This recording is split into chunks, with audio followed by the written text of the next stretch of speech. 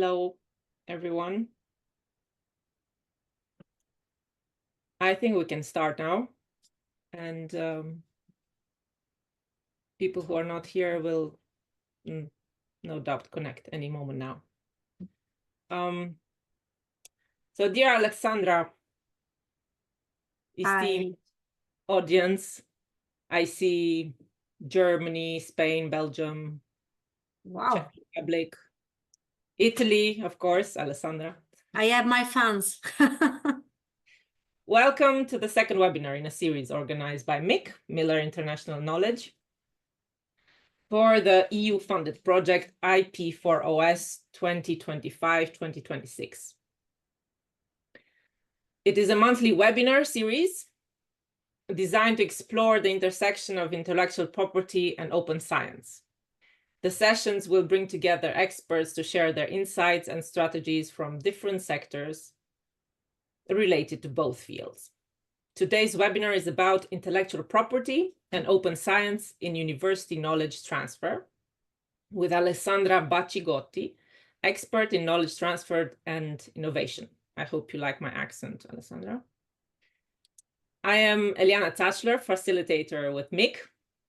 And before I introduce our guest today, let me tell you some housekeeping rules and then a few words about IP4OS.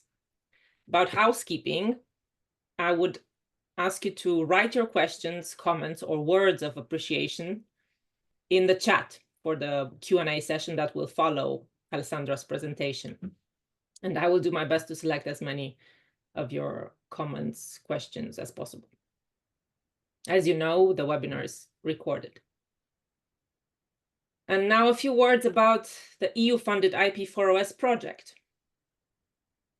IP4OS project aims to promote a concerted approach to agile intellectual property management and open science practices to better exploit the benefits of shared scientific and technological research and innovation, and to facilitate scientific knowledge valorization across Europe. It will produce a synergy framework with best practice recommendations that will be disseminated through an awareness-raising campaign. It will also provide agile IP management training to multi-professionals, including at least 27 multipliers across Europe, through an easy-to-use curriculum promoting the concerted IP-OS approach. Outcomes will enable researchers, higher education institutions, and research organizations to support open science practices more efficiently by applying the as open as possible, as closed as necessary principle to their research assets. Now, let me introduce you to our special guest, Mrs. Alessandra Baccigotti. An esteemed expert in knowledge transfer and innovation, with over a decade leading the University of Bologna's Knowledge Transfer Office from 2013 to 2024. Alessandra now contributes her expertise both within the university's innovation department and as an independent consultant. A former ASTP board member, Association of Technology Transfer Professionals, is the one and only pan-European association for professionals involved in knowledge transfer among universities and industry. She currently serves as rapporteur to the ASTP Europe Committee, advising on EU research and innovation policies. Alessandra is also a member of Alma Mater Studiorum University of Bologna's working group on open science and the author of University Industry Research Collaboration in the Context of Open Science. Dear Alessandra, please tell us more about your work and how universities can leverage both IP protection and open science to maximize impact. Thank you, Eliana. Very happy to be here with you today. Welcome to all our participants. Now I'm going to prepare a few slides, and I'm going to share my screen.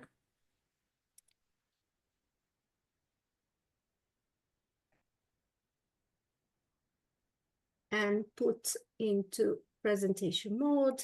Just tell me when it's on.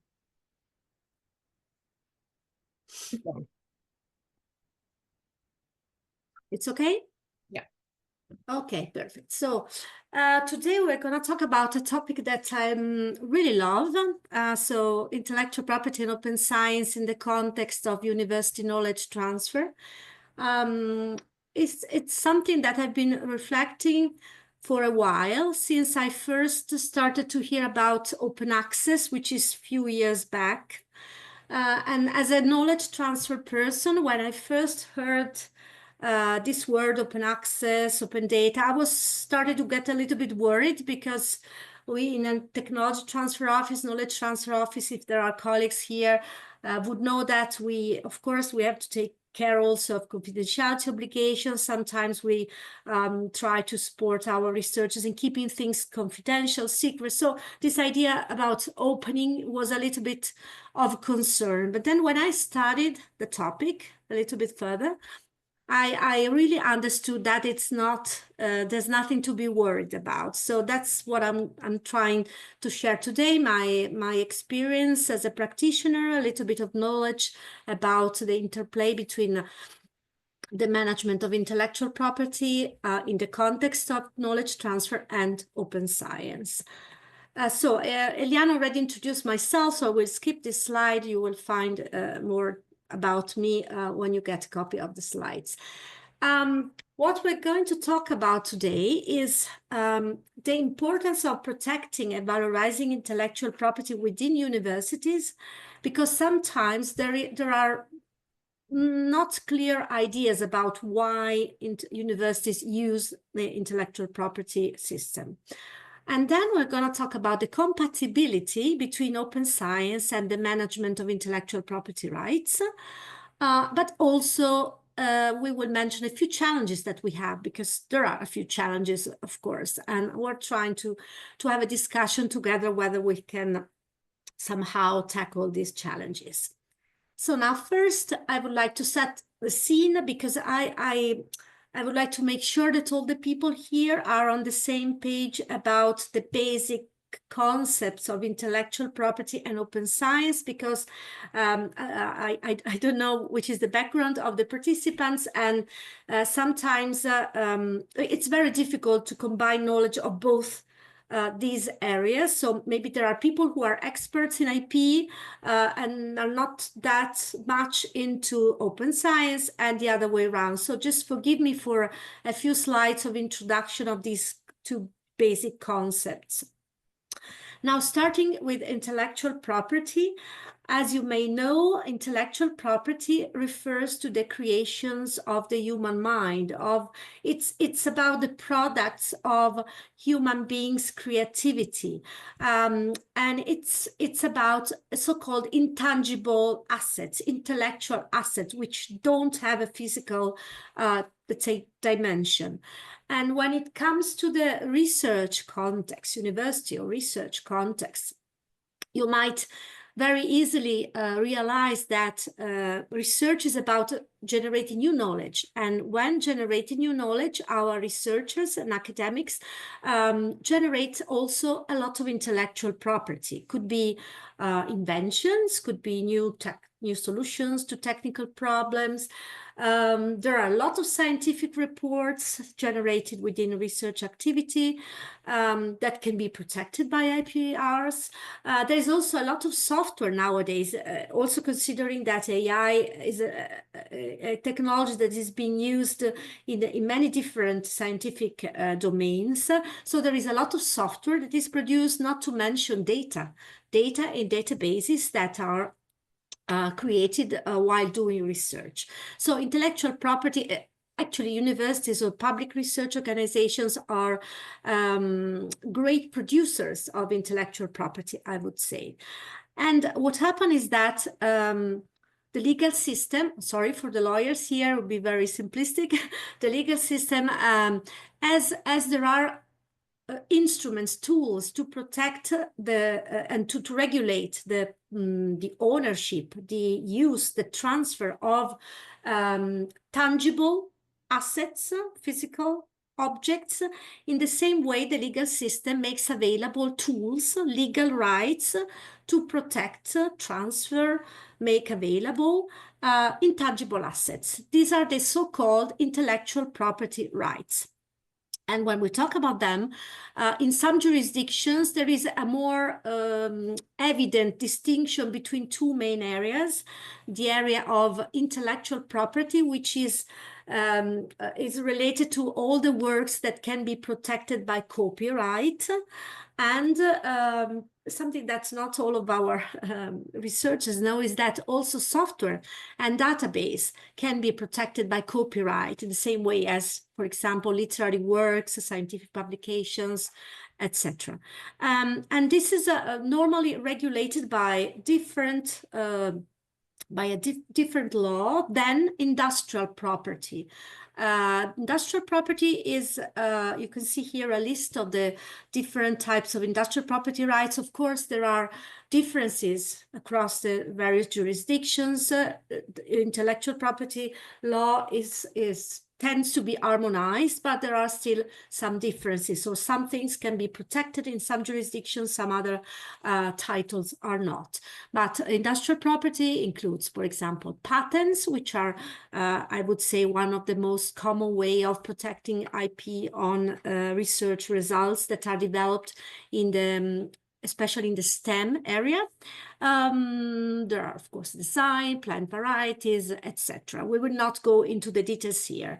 To me, it's important to align the participants is on the why is the IP system there. The IP system was created because intangible assets are a special type of assets, which are, of course, intangible. And that means that they can be used at the same time by different people. So this particular feature of intangible assets creates some challenges, especially on the market. So it might create a situation that economists call market failure. Why? Because it could give rise to free riding.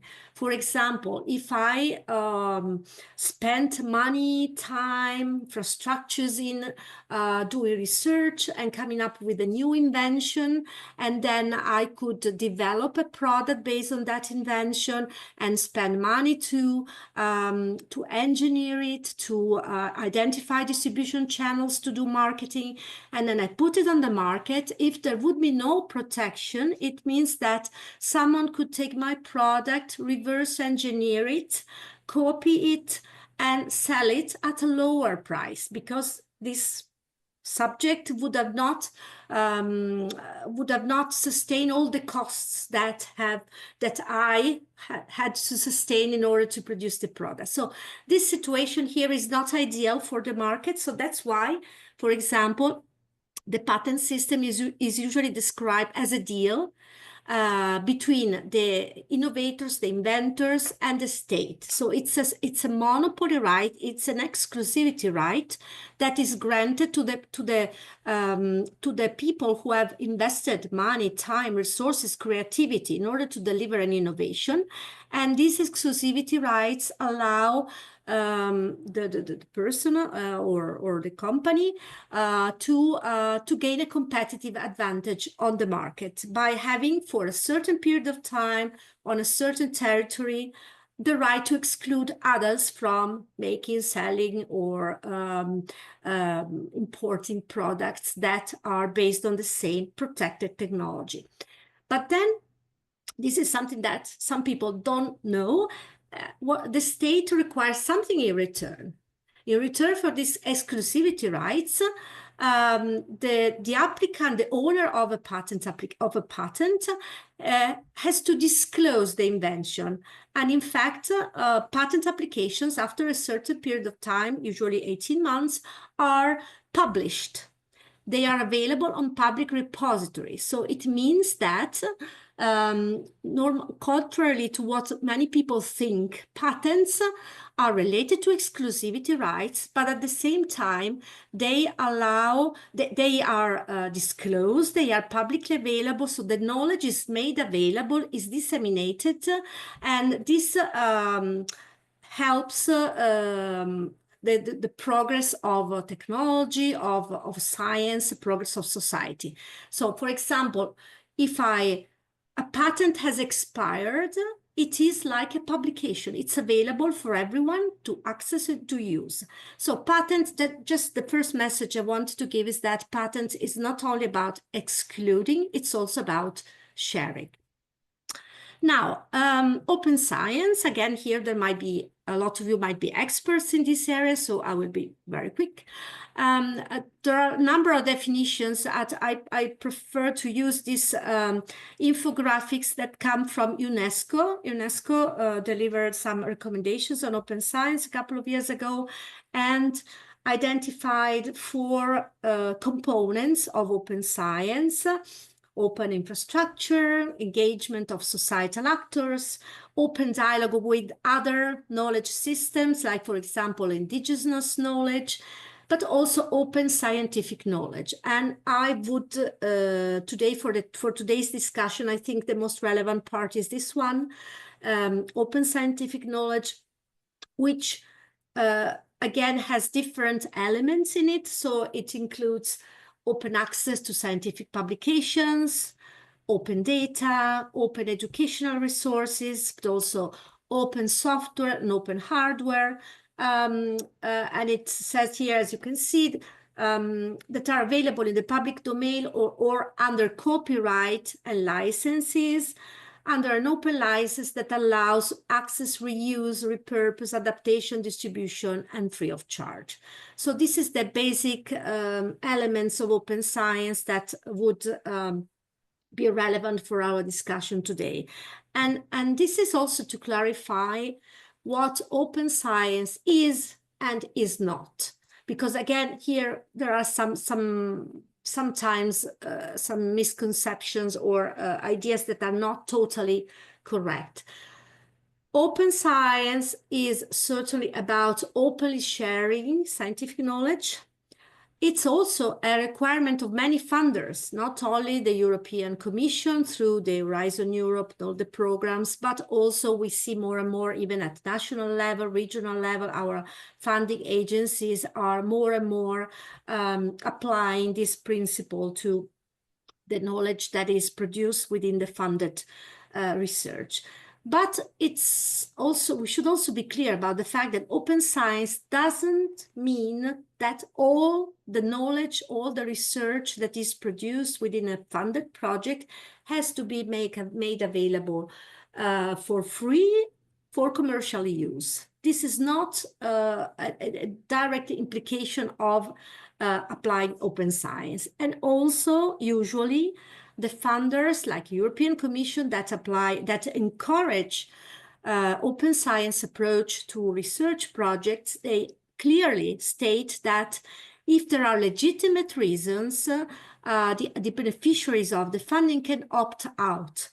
Legitimate reasons also include, for example, the opportunity to valorize research results also through a commercialization process.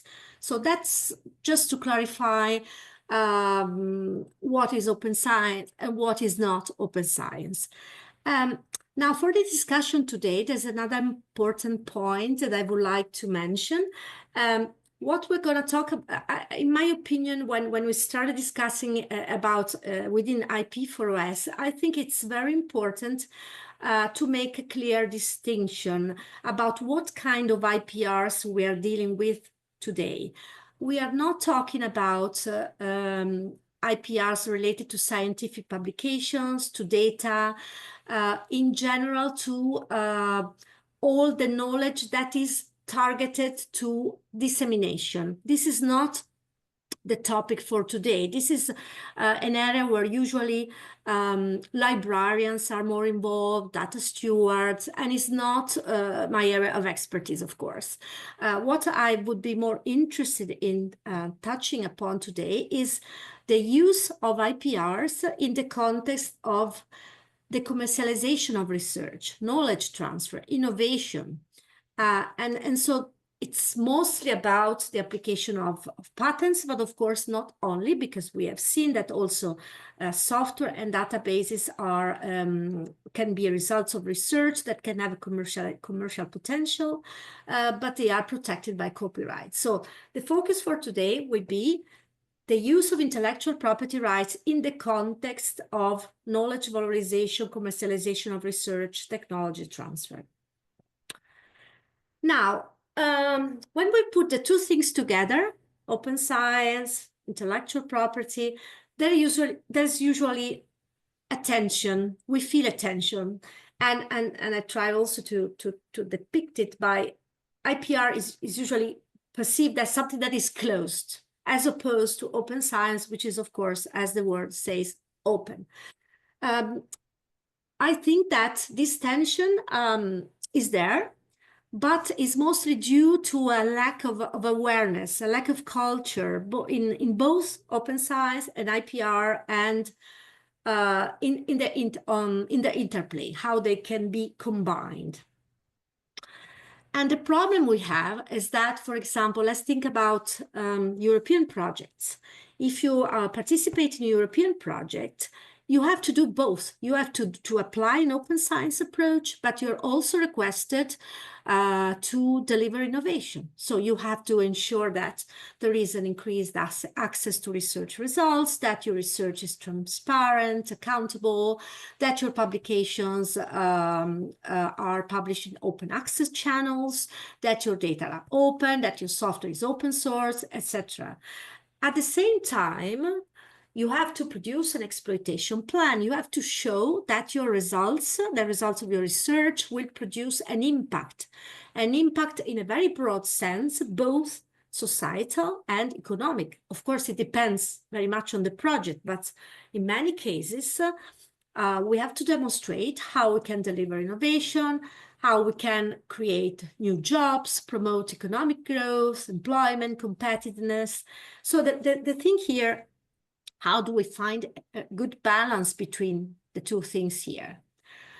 And in order to discuss this specific aspect, I would like to clarify how universities, public research organizations use the IP system. Because as I mentioned earlier, from my experience, it's not always so clear. For those of you who engage in negotiations with companies, sometimes you have the feeling that our counterpart don't really get why we care so much about, for example, claiming the ownership or the co-ownership of a result that is generated within a research collaboration. Now, in this slide, you will find some accredited opinions on this. So the first one is from the UK IP office, and it says the creation and dissemination of knowledge is at the heart of every university activity. The challenge is realizing how this knowledge can best be utilized as an asset that can bring maximum value to economy, society, and the university. And the second accredited opinion comes from WIPO, the World Intellectual Property Organization, and which says intellectual property adds another mechanism for universities to disseminate the knowledge they generate and to have the knowledge used in the economic sector. So you see, IP is a means also to disseminate the knowledge. The last bit is not so accredited, is my own opinion, perspective on this. I think that the way in which universities use intellectual property rights can be quite different from the way that companies use IPRs. So IPRs are used by universities not to exclude, but to control their assets. And if you control your asset, you can more easily share it and create value out of it. So that's one of the main messages for you today. So we're not in universities, in the public sector. The IP system, IPRs, are a tool to increase the value out of the research that is produced within the research context. Because in fact, if we look at our research organizations, we have some challenges when it comes to knowledge transfer, commercialization, innovation. And I'm pretty sure you're familiar with the concept of value of death and also the concept of TRL, technology readiness level. So what happens is that public funding usually is available for doing research. When research is more mature, when results are closer to the market, the public funding decreases also for state aid regulations. But on the other hand, private funding comes in when results are de-risked, are more mature, because private sector, of course, would like to reduce the risk of putting money in something that doesn't work, that is not validated. So we have here a problem, because the research results that we generate in the universities, research organizations are usually early stage. And if we want to make them more attractive for private investment, that's where IPR comes in. So if we add an intellectual property right to a research result, it's still early stage, but at least it is combined with an exclusivity right, a monopoly right, that the university cannot use itself, because universities are not operating on the market, but at least they can offer to industry, to investors, a technology that has an added value, that is combined with an exclusivity rights. And in the moment when the investor will put money on that in order to develop it, to make it ready for innovation, they know that they will be able to benefit from a monopoly right on the market later on. Now, just to summarize then, intellectual property rights are a tool to protect ideas, results generated within universities, and to make them more attractive for the market. They are an added value, a tool to increase the value of the research that is generated within universities. So it's an essential, using IPRs in universities is an essential part of the innovation process. It's, I mentioned this already, it's a tool to attract investments. It's a way of creating value out of your research, and is, of course, an essential asset for spin-out companies that are generated by universities or research organizations. Because for those of you who have experience with entrepreneurial initiatives, you would know that maybe not the first question, but the second question that an investor would ask to a spin-out company is, do you have a patent? Do you have an IP asset in your portfolio? Because this increases the value of the company in the eyes of investors. At the same time, what we're struggling with is the fact that there is still a limited culture for intellectual property protection and valorization in universities among our researchers, our academics. I was giving another webinar this morning, I was telling Eliana, which was about incentives for researchers, because what we struggle with, we are sometimes frustrated because there is a lot of potential in the research that is produced by our academics in universities, but many of them are not aware of the opportunities to create value for society, for economy, and this value, as I was mentioning, can be increased and created also through the use of the IP system. Because at the end of the day, there is a lack of incentives for researchers, and although in some entities we start to see that participation in knowledge transfer activities, in industry engagement activities is starting to be rewarded. And yes, patent law usually establishes the possibility to share revenues with researchers who are inventors of patent. At the end of the day, the career of our researchers is still mostly based on scientific publications. So engaging in knowledge transfer activity, innovation-related activity is still nice to have. It's not a priority, okay? Because researchers, of course, they have to do teaching, research, and so there is still a lack of incentive in the overall system. And of course, using IPRs is not for everyone. For example, in the social science and humanities, patents are usually not something that you would use, because patents relate to inventions that have an industrial application. And it's not so common to see this kind of products, let's say, coming from the SSAH area. Although nowadays, with the widespread use of AI-related technologies, this is also applicable in the social science and humanities, and which means that maybe software and databases could be also a type of research result which is protectable by IPRs that can be used and valorized in these specific disciplines. Now, I hope this first introduction on the topic of IPR, open science, the use of IPR in universities is clear.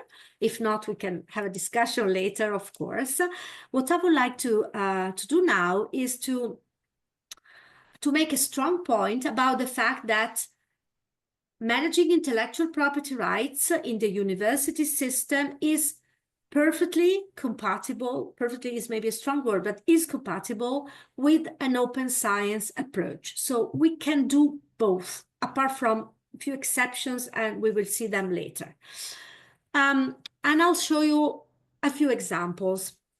The first one might be already clear to many of you, but I'm still struggling with my own researchers in the university to make them understand that scientific publication and filing a patent application are not alternatives. So you can do both. You can file a patent application and you can submit a scientific publication on the same research results.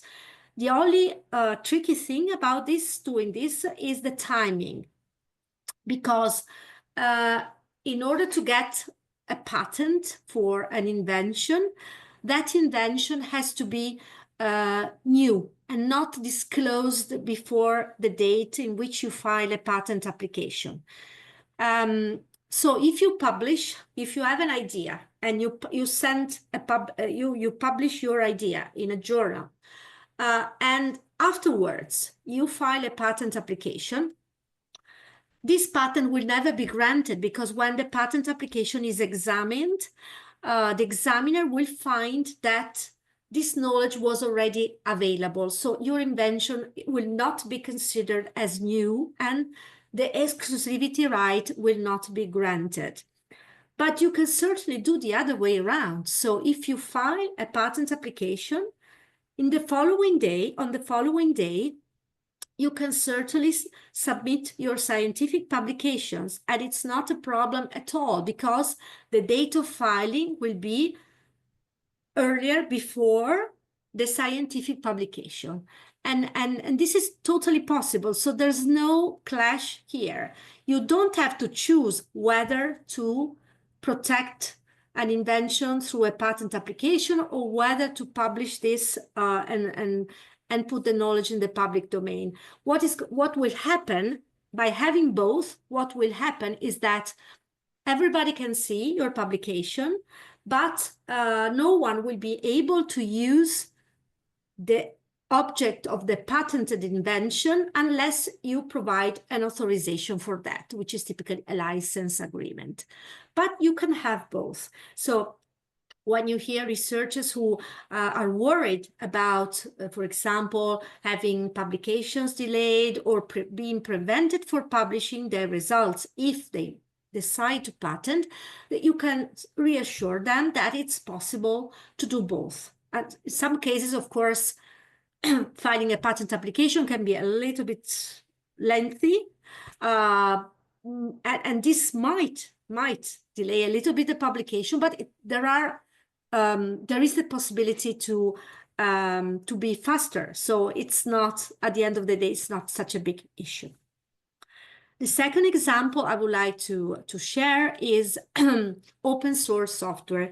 Again, here there are some unclear ideas. So first of all, open source is a type of license for a software. There are a number of different licenses. License means right to use the software.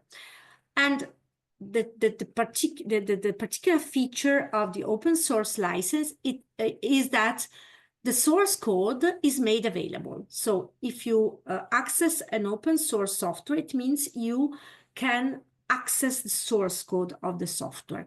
But it doesn't necessarily mean that it is free of charge. So open is not the same as free, although in most of the cases, open source is also free, but it's not the same. Open doesn't mean free. And the other way around, so free software, free of charge software doesn't mean that it's open source. You can have a free license for executable code. So it's not the same. And also, most importantly for the discussion today, there is plenty of businesses that make money, that have a business model which is based on open source software. So you can have your code made available through open repositories, but you can also create value, also commercial value, or in the form of a business, of a service, for example, that is based on an open source software. Now, this one comes from a European project, the documents related to the old H2020, but I think it's still quite interesting. So there was a nice infographics showing the compatibility between open access and commercialization of research. And now it all starts from research. And of course, when you come to the end of your research, or when you have your research results, there should be a moment when you decide what to do with those results. So shall we publish those results, make them available, put that into the public domain? Or maybe is it worth, before doing that, checking whether there might be an opportunity to develop a business idea, for example, based on those results? So if you go for let's say the first route, if you go for the first route, then of course you will prepare your publication, and the publication will be open access, and then your data will be made available through open repositories. And that's, the most frequent way of dealing with research results coming out of research project, EU projects in particular. But let's suppose that you decide, before doing this, you decide to have a look go to your knowledge transfer office and have a look whether the technology, for example, could be patented. You can do that. And afterwards, as I was showing you in the previous slides, you can go back to your publication route. So after you have found a patent application, you go back to the publication route, you publish in the scientific journal, and again, open access, open data, that's something you can comply with. You have just made a preliminary step before following this path. So that's again to show you that it's perfectly possible to follow both pathways towards the maximum value that you can create out of your research. Now, we can't say that it's easy, okay? There are a few challenges, and that's what I'm gonna talk to you about today. It would be nice to have a discussion about these challenges, and also show you some perspectives on this topic, which is there is a debate, yeah, maybe in a niche of a community, but it's exactly what the IP4S is addressing. So trying to understand which are the challenges, trying to see how we can better balance the open science approach to the use of intellectual property, not only related to knowledge transfer, but also to knowledge transfer. Now, the first challenge I see, and this is I would say the only situation where open science is definitely not compatible with intellectual property, which is trade secret. Now, trade secret is a type of intellectual property rights, and it protects knowledge that has a value, has an economic value, as long as it is kept secret, and as long as the owner of that knowledge puts into place measures that technical measures, legal measures to keep the knowledge secret. And I'm pretty sure you have heard this already. For a classical example that we offer in the training is that the Coca-Cola chemical formula is still nowadays a trade secret. So as you can imagine, for some companies really base their business model on trade secret. So in those cases, might be a little bit of a challenge to enter into collaborations that require an open science approach. So this is a challenge that you might have when you work in consortia, for example, in a European projects, they're collaborative projects, they are within a specific framework that requires to apply open science principles. Sometimes, that's my experience with many consortium agreements, sometimes you might have companies that would like to keep some of the research results secret, which they are not allowed to do within a European project. But if you have a contract research, for example, a sponsor research collaboration, it's something that can come up. This is definitely one of the big challenges that we have in managing open science and IP with specific reference to trade secret. The second challenge I would see is that open science is about early sharing of research results. So let's share research results as soon as they are there in order to make research process more transparent, in order to promote replicability of research, which is fine. However, sometimes, maybe in a minority of cases, this early sharing might create a little bit of problems, because if then later on we realize that maybe the result of that project could have also an innovation potential, could become some patented invention, and the knowledge, the idea has already been disclosed, then of course we might end up in a situation when we lose innovation opportunities. So the thing here is, and we talk about this in the next slide, is really try to define a sound strategy. So ideally, we should be able to understand from the very beginning, or to design a research project in a way that allows us to take the most out of it. I'll be clearer in a second. Another challenge is this mantra that we hear from the European Commission. We have been hearing this for a while: as open as possible, as closed as necessary. I think we all love it. But in practice, as a practitioner, I'm really sometimes struggling with this, because then who decides this?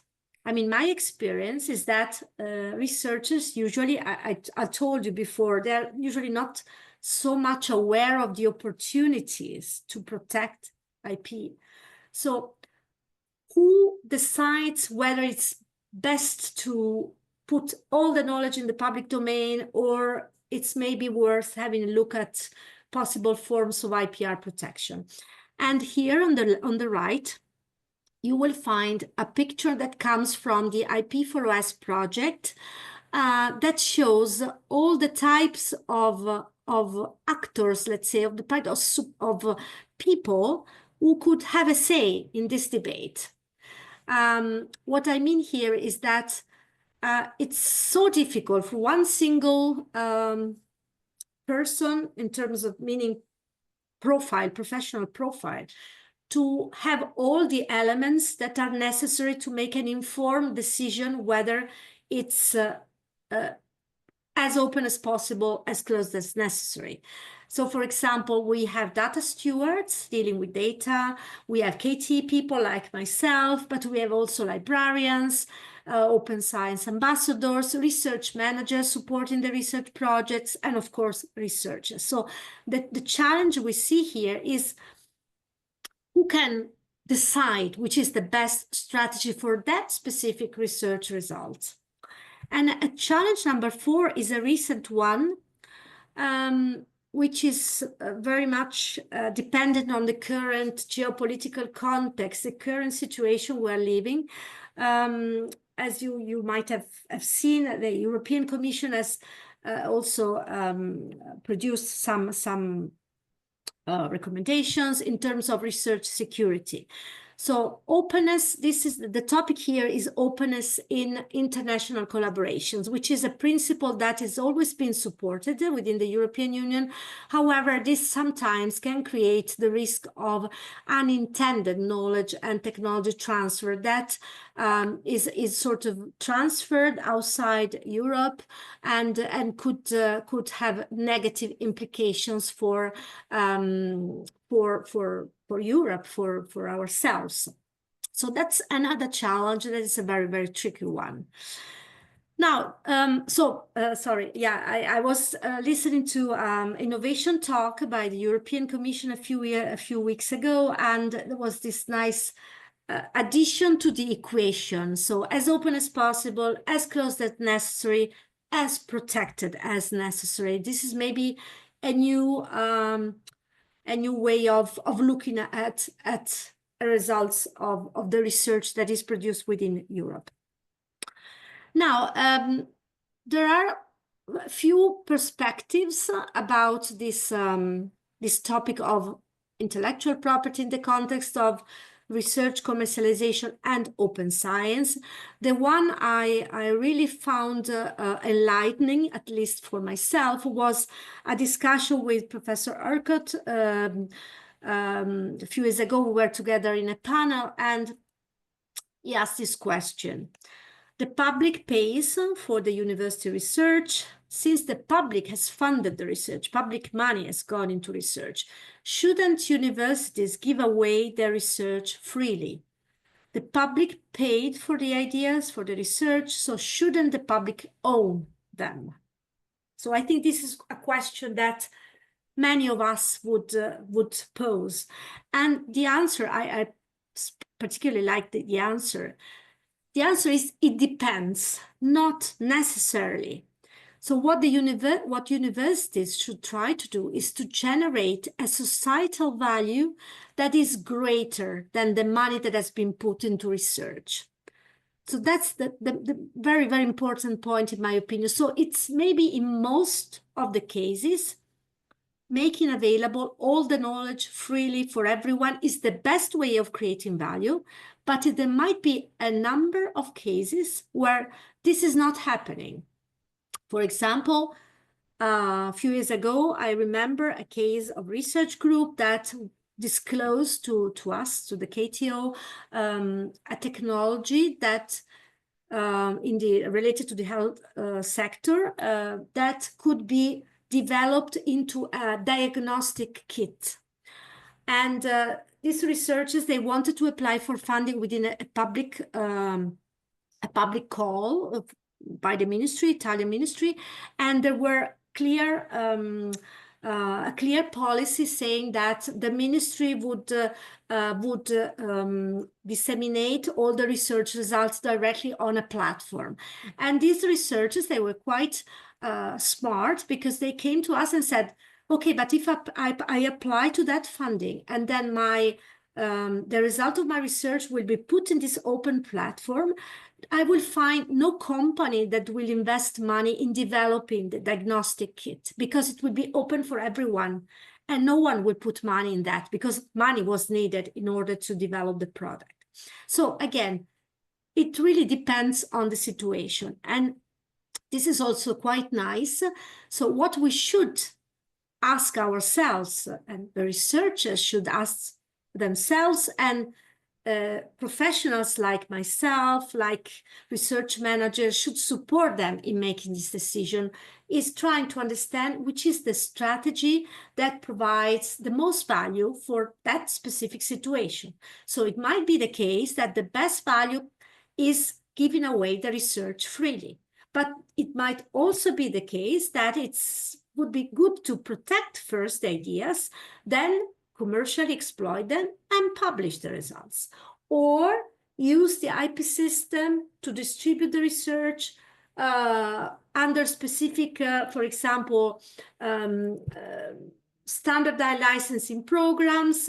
For example, during the COVID, we had a lot of NERF licensing, non-exclusive royalty-free licensing. This is something you can do if you first use the IP protection.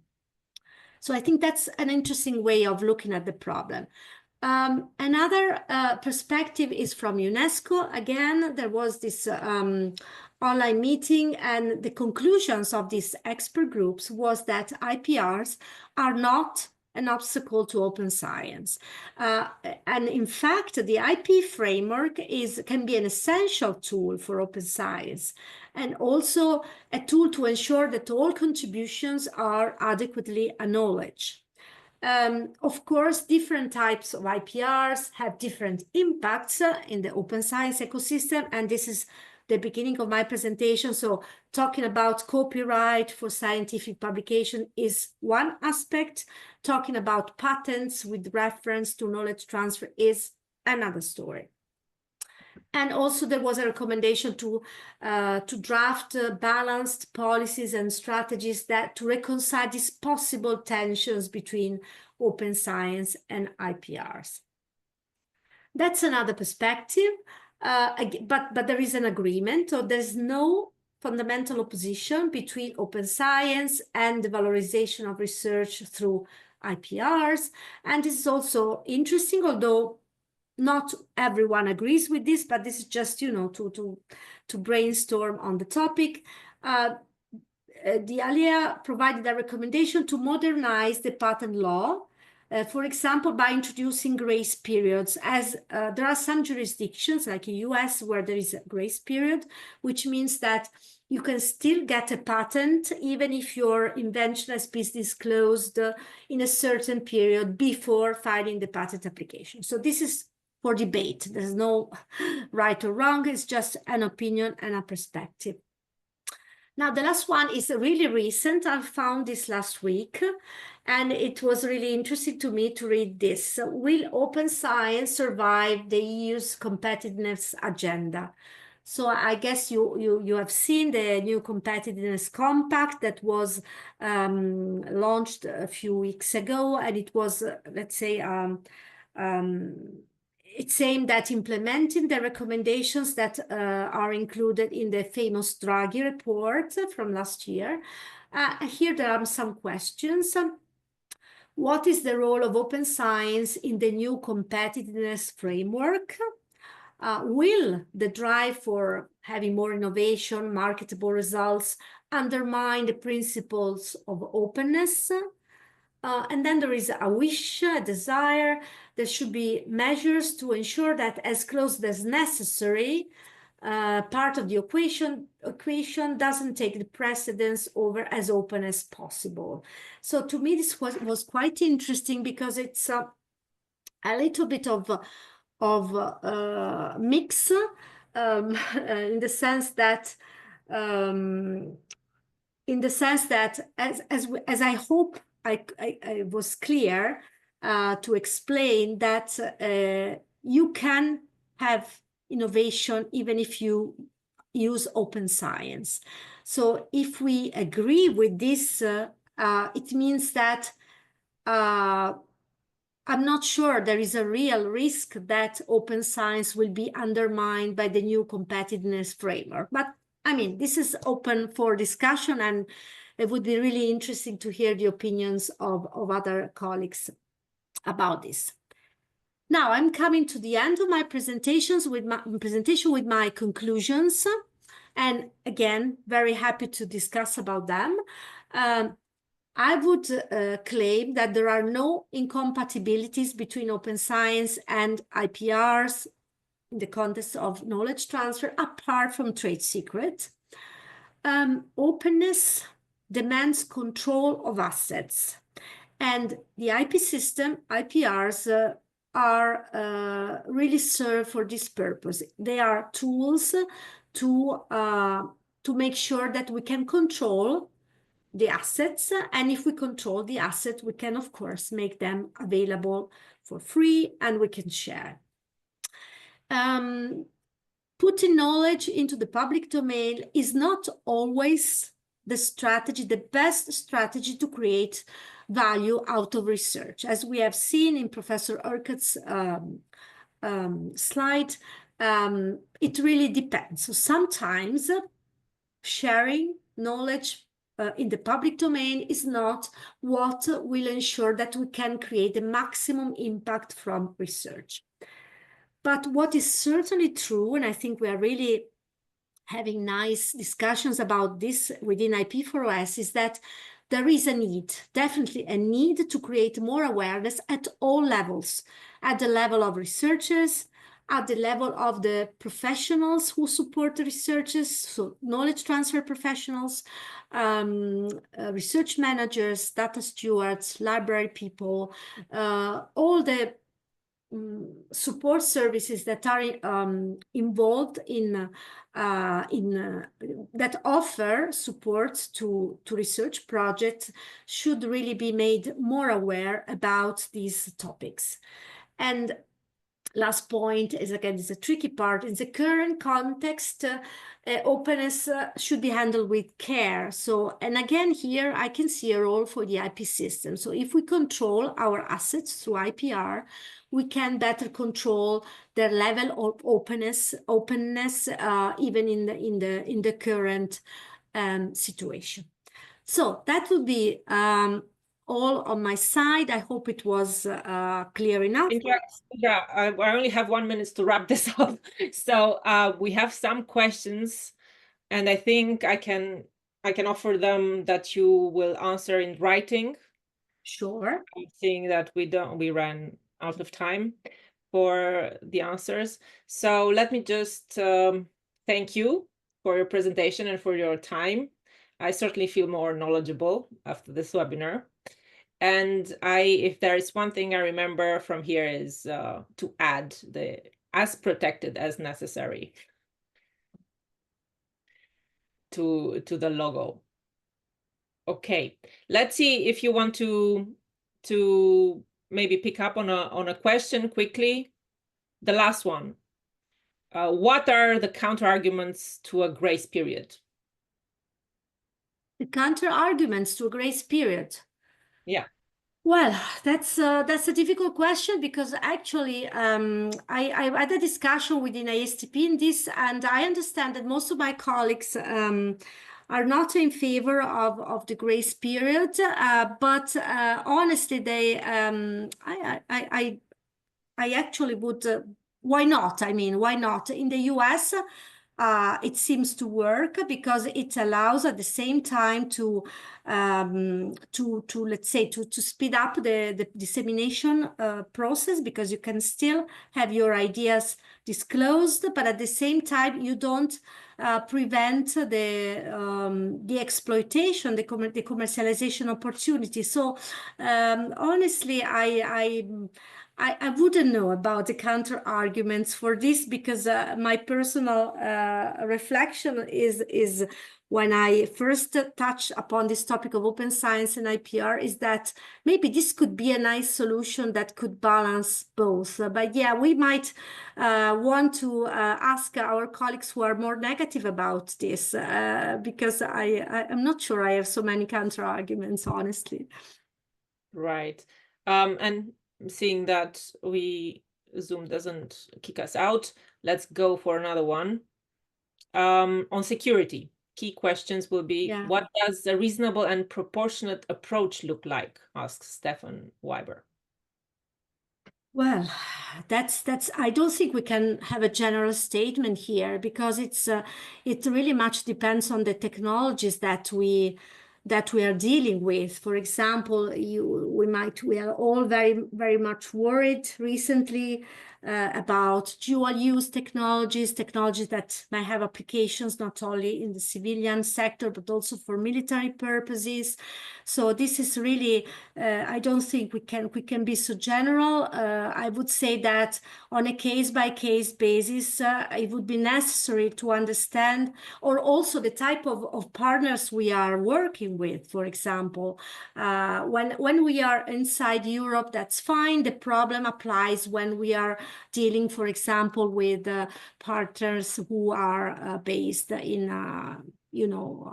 outside Europe, in third countries, and that's where the problem arises. So that the kind of inputs that we're getting in terms of European policies and recommendations, I think it's to be aware of the issue, to ask ourselves more questions when we are engaging in collaborations outside Europe. For example, I can make you a very concrete example. I was just dealing in my university with a result which was produced by one of our PhD students during his mobility period in a US university, and it turns out that they want to file a patent application, and then the US university has already a contact with a company working in the military sector, in the defense sector. So that's one.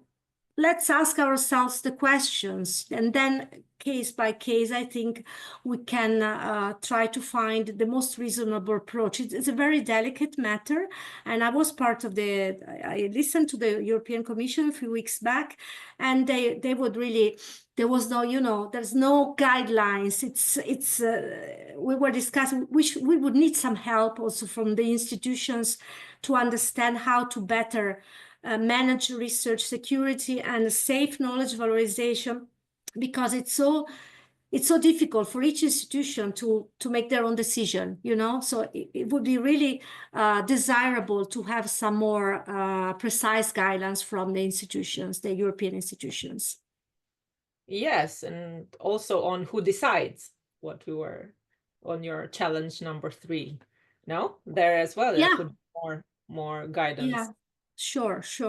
Yeah, sure. Let's go for the question we have, the last question. Let's go for the last question from Maria Lavi, who's from the coordinators team of IP4OS. So next to a fully open sharing, is a limited sharing between certain audiences thinkable and used for the development, for example, between RPOS? Let me read it again because I'm not sure. Next to a fully open sharing. So you mean, oh, okay. So that's two things here, I guess, if I got the question right. So you mean you could share, for example, within academia, within other universities, and protect with respect to other stakeholders. That's the question. Well, the problem with sharing is that once you share, sharing, it depends how you share. But if sharing means putting your knowledge in the so-called public domain, that's shared. So with everyone, what you can certainly do with the IP system is you can decide to protect your research results and making it available at certain conditions for a certain type of stakeholders and at different conditions for others. For example, there are a lot of licenses that you can find where you say it's free for academic, for example, even software. It's free for academic use, or it's free for academic institution. It's against payment for commercial entities.